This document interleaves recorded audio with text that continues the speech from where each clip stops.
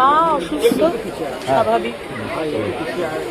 তার সন্তান হারিয়েছে এবং এইভাবে একটা 11 বছরের সন্তানকে যদি মানুষকে হারাতে হয়, এর থেকে তো কোনো মায়ের মানে এটা স্বাভাবিক কিছু। আমি তো এটাতেই দেখি উনি অত্যন্ত অসুস্থ, কিন্তু আমি বারবার আমরা বলেছি, মাননীয় মুখ্যমন্ত্রী উনিও জানেন, ওনার স্বামী জানেন, সম্পূর্ণভাবে আমাদের সরকার তার পাশে।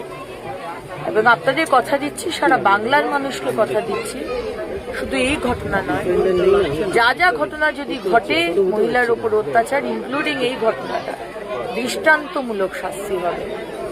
সে একজন আপনারা করুন, 5 জন করুন, এবং যারা যারা ইনভলভ, যদি মাননীয় মুখ্যমন্ত্রী যেটা বলেছেন, যদি দেখা যায় যে পুলিশ প্রশাসনে অ্যাকশন নেননি, এর আগেও বহুবার বৈঠকে মাননীয় মুখ্যমন্ত্রী খুব পরিষ্কার ভাষায় বলে দিয়েছেন যে তিনি কিন্তু বরদাস্ত করবেন না।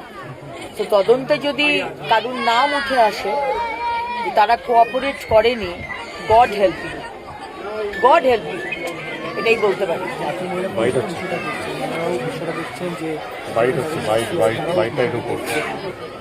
জাতীয় মহিলা কমিশন দেখছেন, সবাই দেখছে। আমরা এখানে এসেছি মাননীয় মুখ্যমন্ত্রীর প্রতিনিধি হয়ে, উনি আমাদের পাঠিয়েছেন। কারণ আজকে একটা মহিলার ওপর অত্যাচার হলে আমরা সবাই মা, আমরা সেই জন্য তার পাশে দাঁড়াতে। সেদিন দিয়ে চলে গেছে, তাকে তো ফিরিয়ে আনতে পারবো না, কিন্তু অন্তত সমাজ দেখুক যে এই রকম যদি এর আগে কোনোদিন হয়নি, আগে মহিলার ওপর অত্যাচার হয়েছে, বিচার হয়নি, এই সরকারে সেটা হবে।